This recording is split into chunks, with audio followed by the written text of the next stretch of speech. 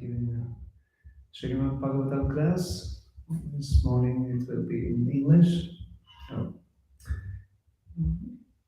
Om Namo Bhagavate Vasudevaya.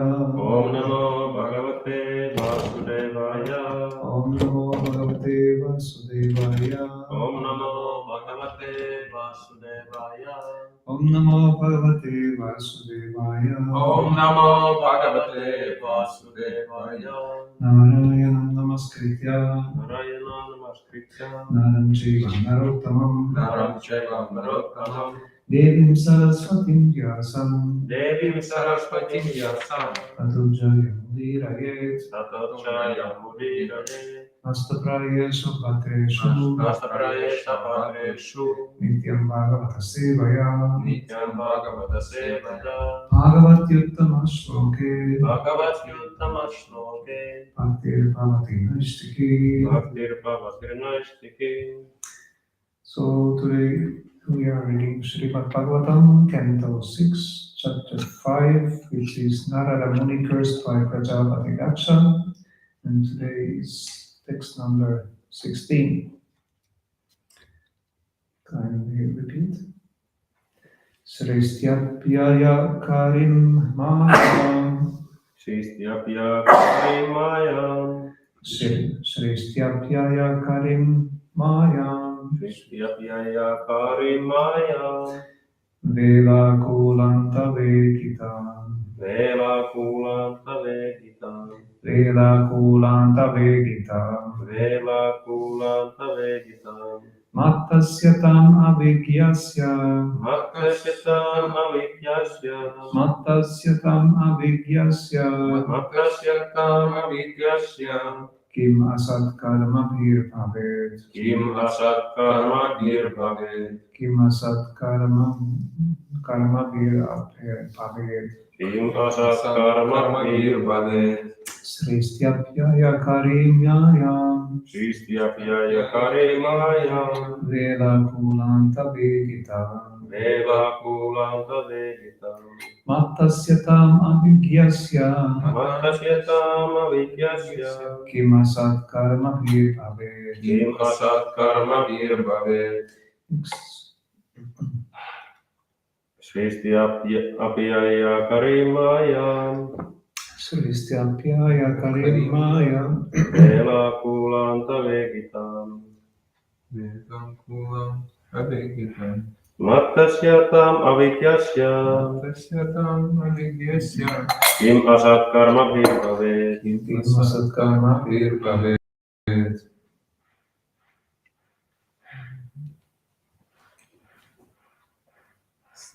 Sristyapyaya karimaya. Sristyapya Karimaya. Vela kulam avigitam. Vela kulanta vegitam. Mattasyatam avigyasya. Mattasyatam avigyasya. Kimsa karma dirbhavet. Kim asat karma bhir bhavet. Srishti, Srishti, creation. Creation. Apyaya, apyaya, dissolution. Dissolution. Karim, Karim. one who causes. One who causes. Mayam, Maya. the illusory energy. The illusory energy. Vela kula anta, Vela Kulanta. near the banks. Near the banks. Vegita, Vegitam. being very rapid. Being very rapid. Mattasya, Mattasya.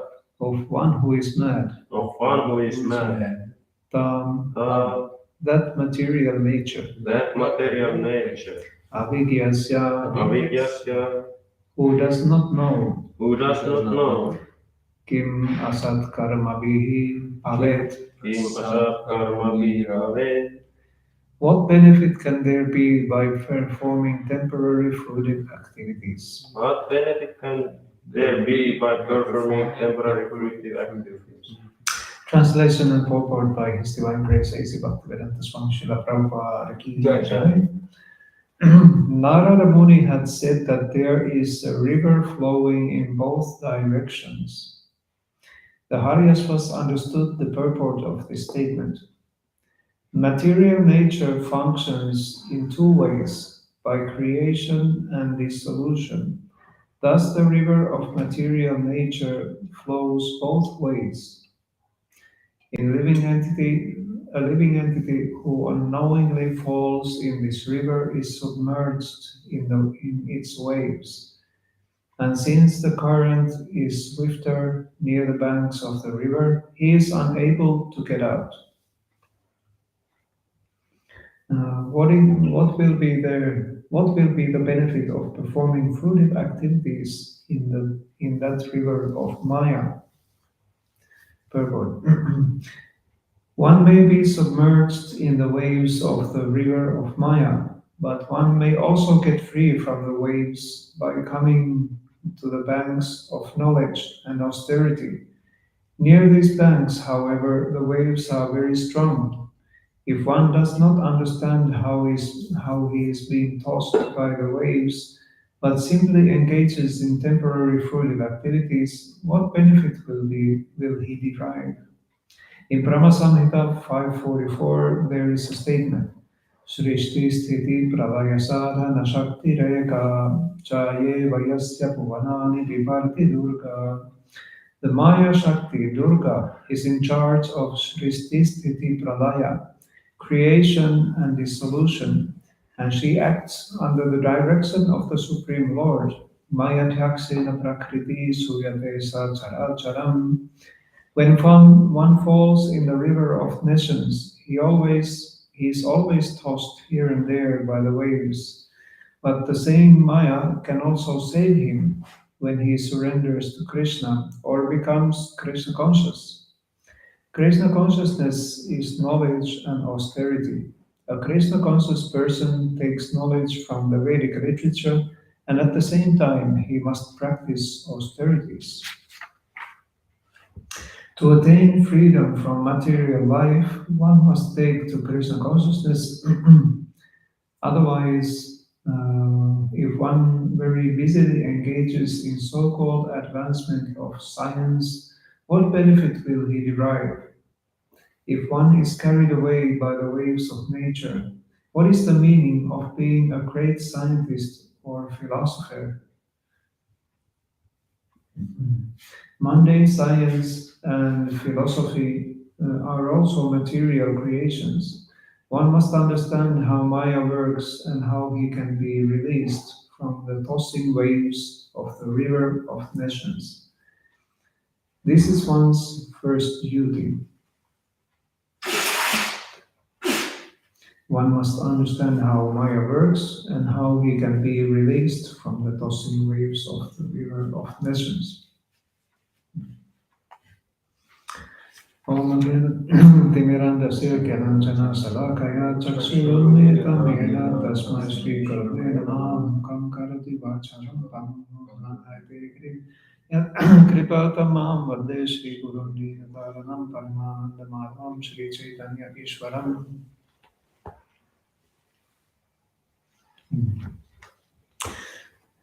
I didn't have time to prepare for this class, so let's see what we can get out of this.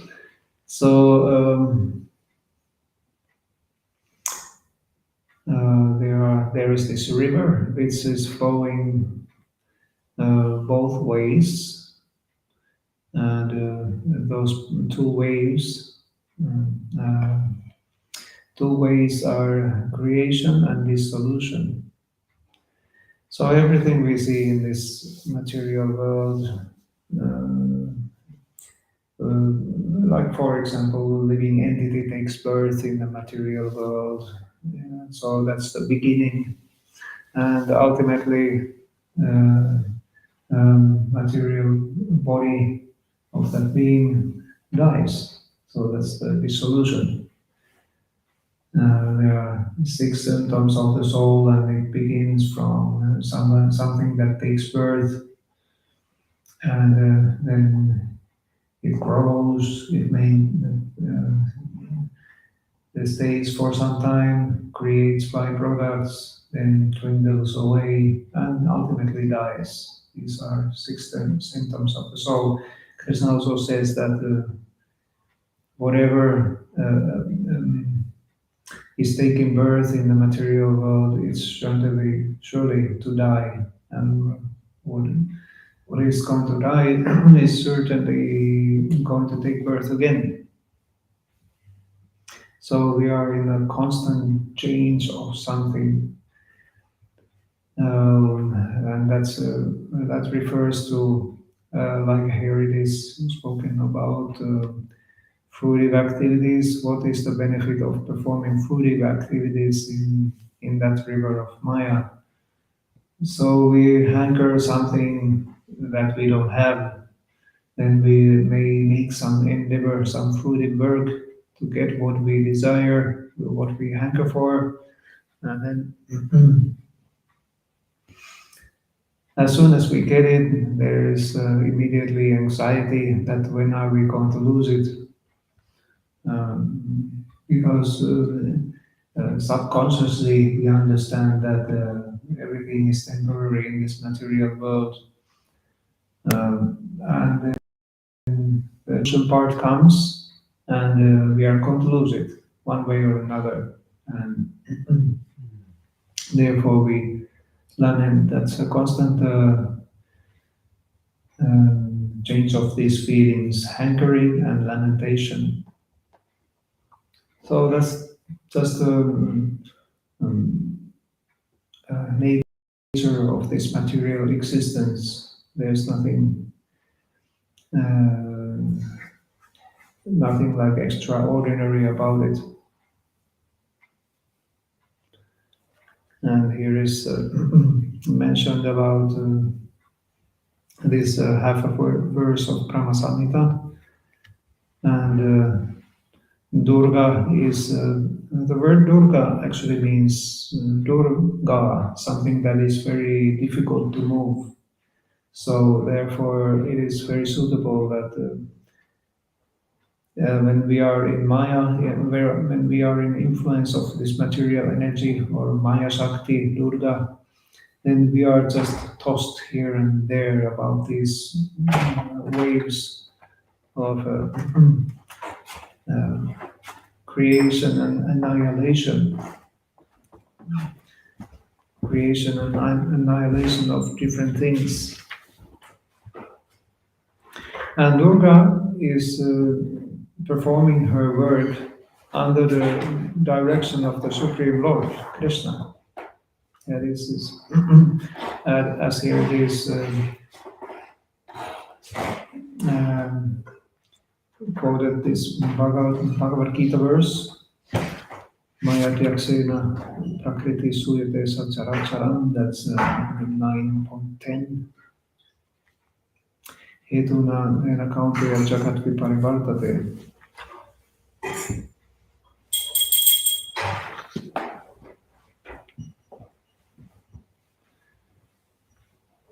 And then Prabhupada gives the solutions here also. A Krishna conscious person takes knowledge from the Vedic literature, and at the same time he must practice austerities.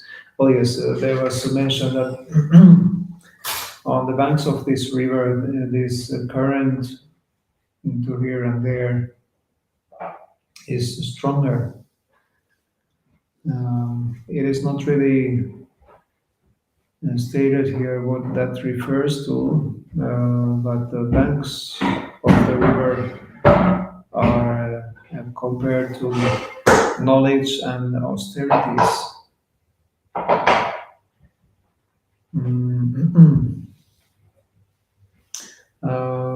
So I would assume that when you go closer to the banks, the current is more strong. So when you go closer to the idea that you should perform austerities and cultivate spiritual knowledge, then that gap is going to be higher. You start taking austerities. Well, austerities means that I'm taking voluntary suffering in this material world.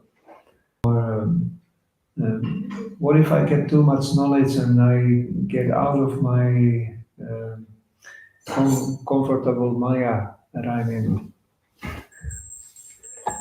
Um, there's a thought that if I perform austerities and cultivate spiritual knowledge, then I might lose the happiness which Maya is producing for me.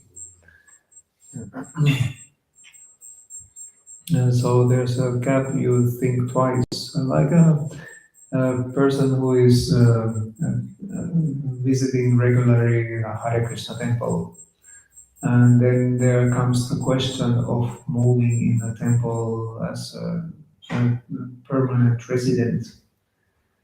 That's a step to unknown. Sometimes it is described like that, a step to unknown. Uh, but it is assured that if we give something to Krishna, like Prabhupada's father said to Srila Prabhupada, that if Krishna has 10 hands. If he takes something with his 10 hands, how can you hold something with your 2 hands? Or if Krishna wants to give you something with his 10 hands, so how much you can take with your 2 hands? So if we are trying to please Krishna, Krishna is surely showing his appreciation, and he will give us that enjoyment that we are hankering for. As a matter of fact, if we are moving in a temple, we are taking steps towards our original position of being a loving servant to Lord Krishna. And how pleasing this is to Lord Krishna. Definitely, he will be very pleased and amazed also. Like there's a story of Gopakumar when he is going back to Godhead. So Krishna sees him from a distance, and he's running and running towards Gopa Krishna. No, sorry, Gopakumar. That's a. That's the name of the person, Gopakumar. So Krishna is running towards Gopakumar, and on the way he's just thinking how amazing it is that this soul that has been away from me for such a long time is returning back to me. And due to that ecstasy, on the way there to Gopakumar, he just faints. And so Krishna is very pleased when we make a step towards him. But we just have to climb over that gap of strong current at the bank of these river waves.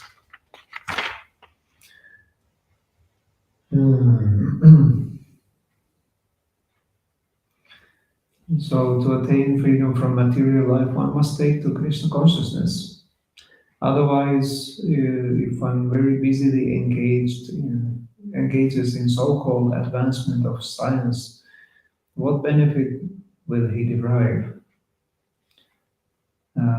Advancement of science in this world is advancement of material enjoyment and advancement of entanglement in the waves of this two-way river.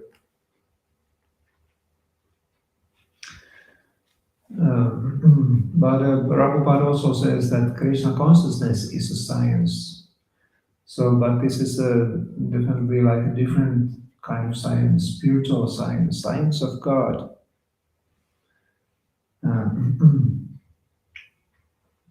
And so we have stories about Krishna, how he is very victorious in his childhood, especially when he's killing all the demons that Kamsa has sent to kill him.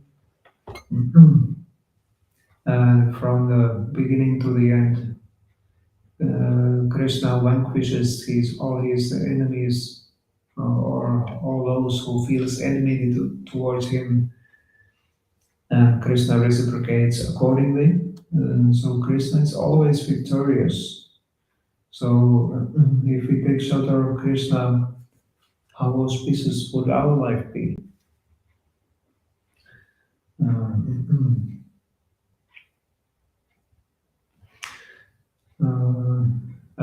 Krishna consciousness is a science of God, science of self-realization.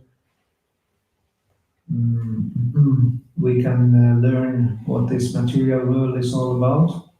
We can learn about God, how He is situated, how we are situated in the material world, and then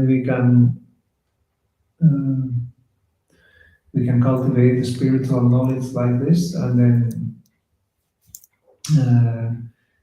at least get some distance from the waves of material nature, understand what it's all about, and just keep cool about it and concentrate on our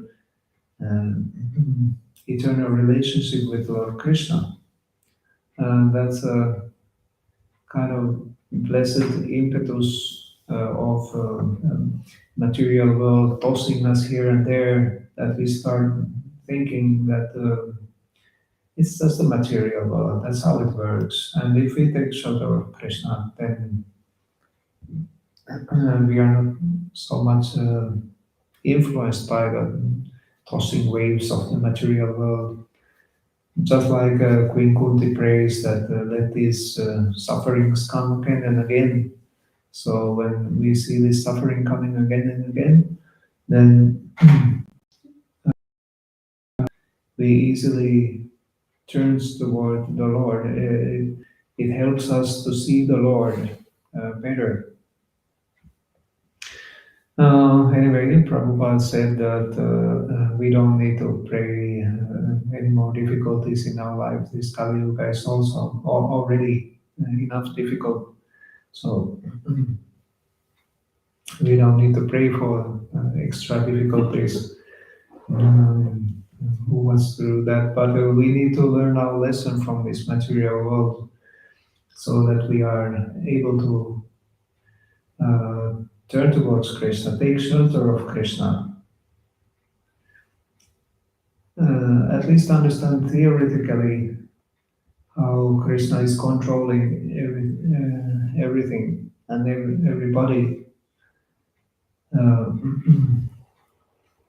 One senior once said to us, who was visiting is here in Finland, that there are 5 words to a success of life, to success of performing Sankirtan, or for a success of a devotee in devotee's life. That is, Krishna is the supreme controller. So he's controlling everything. And we just have to remember this, and we just have to trust to this fact. Look at things a little bit deeper, and then in this way make our life successful.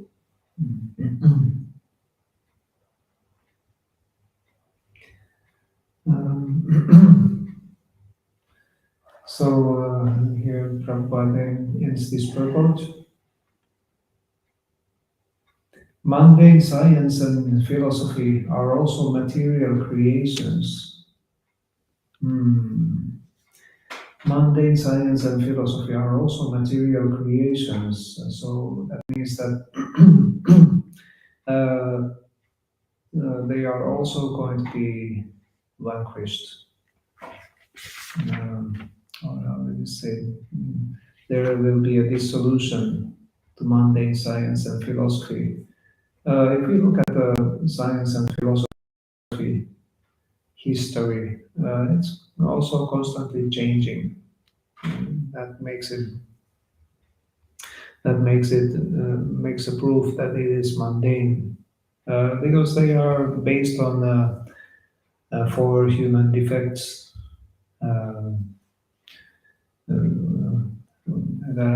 that one is always influenced by illusory energy, tendency to commit mistakes, cheat others. tendency to cheat others, and imperfect senses. Um, uh, Even one devotee who was studying one time came across some scientists approving this fact that our senses are imperfect to actually see the real thing. So also some of those scientists, they know this. But the science of Krishna, science of God is eternal. Like we have this book, Timeless Wisdom in English, Ayaton Visaus. So this is compilation of some essays and interviews with the Srila Prabhupada, where he is explaining the science of Krishna consciousness, and these principles are eternal. They don't change. Like Kadambagana Maharaj once said that Krishna consciousness movement doesn't change. Some Maya around it changes, but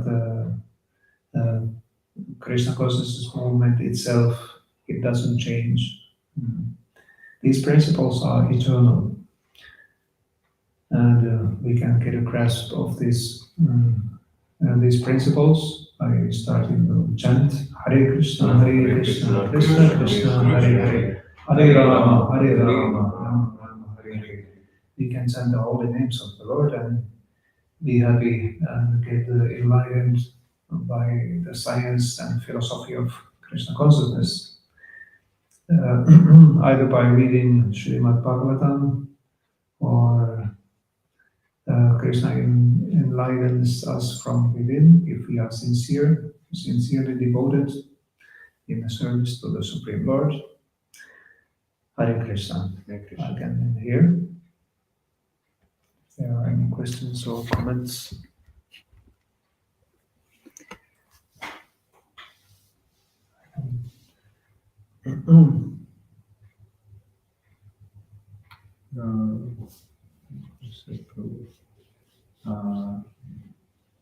Need to look a little deeper on this subject that Krishna is the supreme controller. What you meant by saying look a little deeper? Well, what did I mean by saying that Krishna is the supreme controller and dig a little deeper? Well,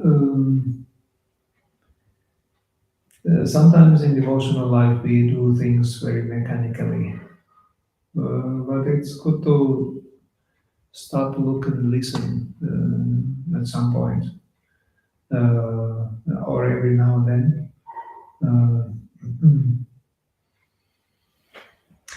See what's going around us, how Krishna is trying to help. Like it is said that Krishna may put words to even to some non-devotees' mouth to give us a lesson, to say something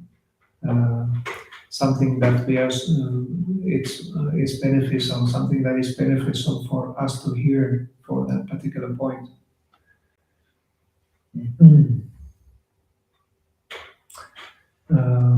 I wonder if somebody can figure out an example.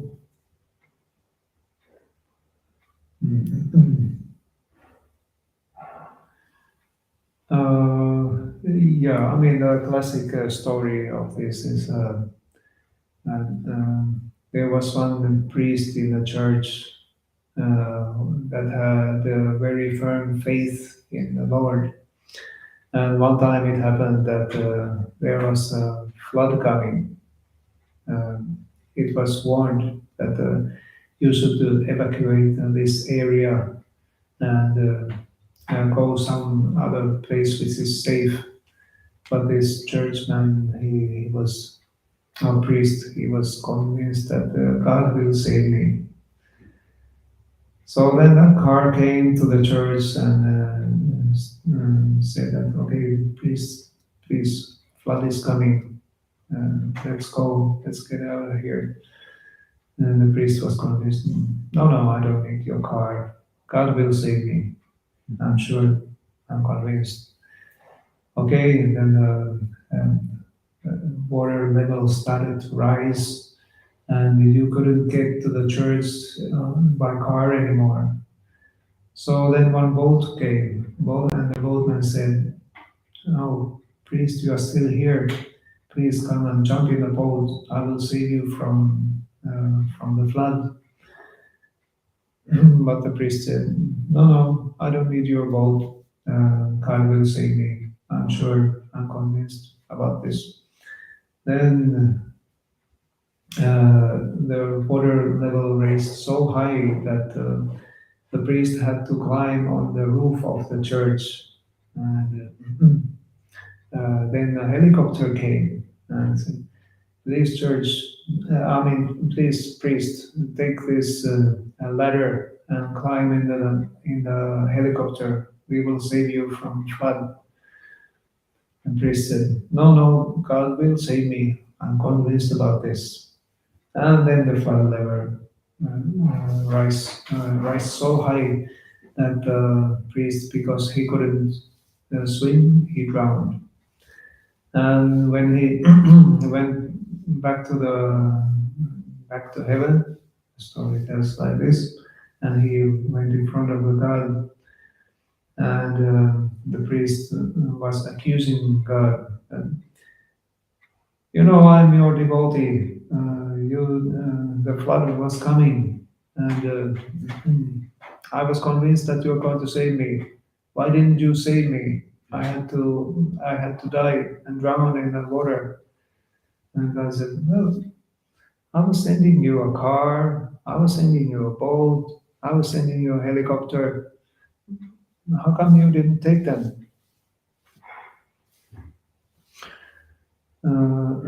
So we should see Krishna as the supreme controller in our everyday life, like physically it might happen. Well, another thing, Rupa Goswami also says, we meet so many people that we should also make a distinction. We need some higher intelligence to make distinction how we should associate with different levels of people. We make friends with equals. We serve the seniors. We show our mercy to juniors, and then we avoid the envious. Like one time on the street, I was distributing CDs, and then one guy was almost like buying a CD, and he asked me, "Do you accept in Finnish we call tötsä? Do you accept tötsä?"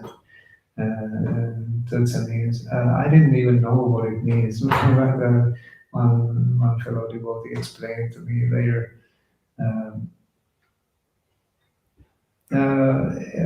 Actually, it happened that I asked him,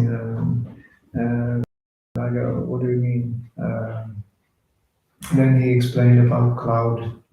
So he was kind of desiring to exchange the CD with drugs. So,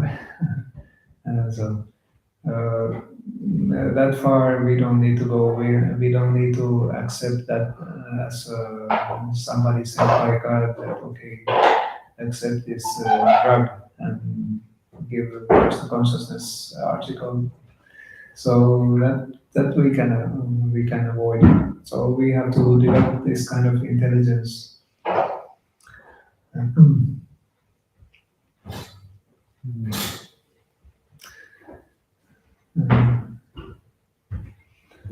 Well, maybe Uttama Adhikari can accept anything, but if we accept anything like this, then we might fall away from Krishna consciousness. We might not be on an Uttamam Arikari platform seeing everything in Krishna and Krishna in everything. No.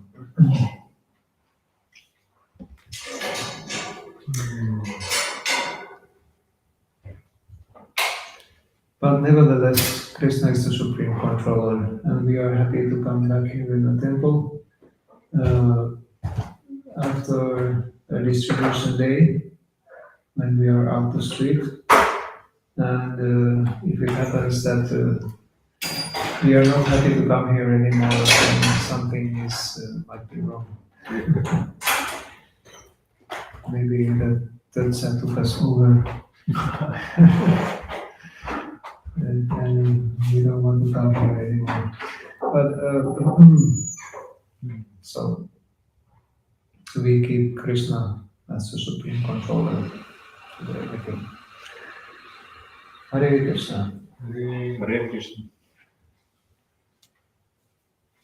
Srila Prabhupada ki jai, Nirantaraj Srimad Bhagavatam.